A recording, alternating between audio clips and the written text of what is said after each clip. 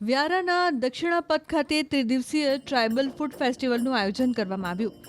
આ ફૂડ ફેસ્ટિવલમાં વિવિધ પ્રકારની આદિવાસી વાનગીઓ સહિત હસ્તકલાની ચીજવસ્તુઓના સ્ટોર ઊભા કરવામાં આવ્યા છે। ઉલ્લેખનીય છે કે તાપી જિલ્લામાં સૌ પ્રથમ વખત આ પ્રકારે અનોખા ફૂડ ફેસ્ટિવલનું આયોજન કરવામાં આવ્યું છે, જેનો હેતુ સ્થાનિક આદિવાસી યુવકોને રોજગારી મળી રહે તેવો છે। ટ્રાઇબલ ટ્રેડ ફેર અને ફૂડ ફેસ્ટિવલ રાખવાનો હેતુ એ જ હતો કે આદિવાસી સમાજ ઔદ્યોગિક રીતે કઈ રીતે આગળ વધે।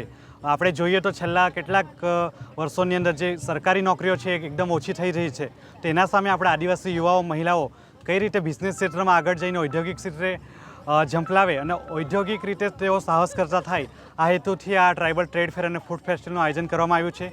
અહીં 150થી પણ વધુ સ્ટોલો છે અને આ ટ્રાઇબલ ટ્રેડ ફેર અને ફૂડ ફેસ્ટિવલની અંદરની વાત કરીએ તો અહીં આદિવાસી સમાજની પારંપરાગત વાનગીઓ સાથે સાથે આદિવાસી સમાજના આર્ટિસ્ટો, કલાકારો, લઘુ ઉદ્યોગો અને ગૃહ ઉદ્યોગો સાથે સંકળાયેલા સખી મંડળો સાથે કોમર્શિયલ ડિપાર્ટમેન્ટની વાત કરીએ તો નાનાથી લઈને મોટા ઉદ્યોગ સાહસિકો અહીં પોતાના સ્ટોલનું પ્રદર્શન અને વેચાણ કરી રહ્યા છે। સ્ટોલવાળાને અહીં ખૂબ જ સારો પ્રતિસાદ મળી રહ્યો છે।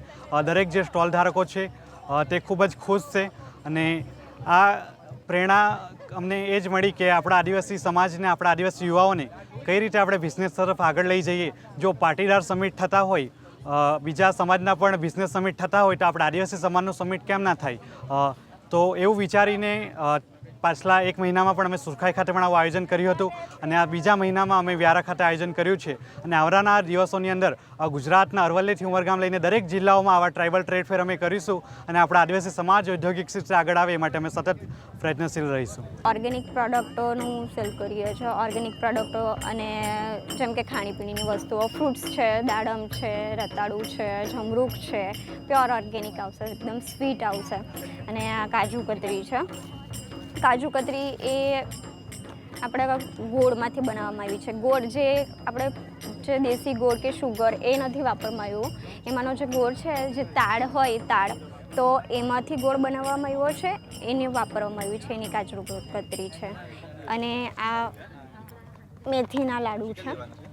મેથીના લાડુ શિયાળામાં આપણે હેલ્ધી હોય છે, એમાં ગીર ગાયના ઘીનો યુઝ થયો છે। સ્વીટ આવશે પણ એમાં શુગરનો ઉપયોગ નથી થયો। પછી આ ઓઇલ છે, આ ઓઇલ છે, આ સિંગ તેલ કચ્ચી ઘાણીનું ઓઇલ છે। પછી આ ફીડલાનું જ્યુસ છે। ફીડલાનું જ્યુસ એ આપણે હિમોગ્લોબિન વધારવામાં અને કોલેસ્ટ્રોલ ડાઉન કરવામાં યુઝ કરાય। આ એકદમ હેલ્ધી છે।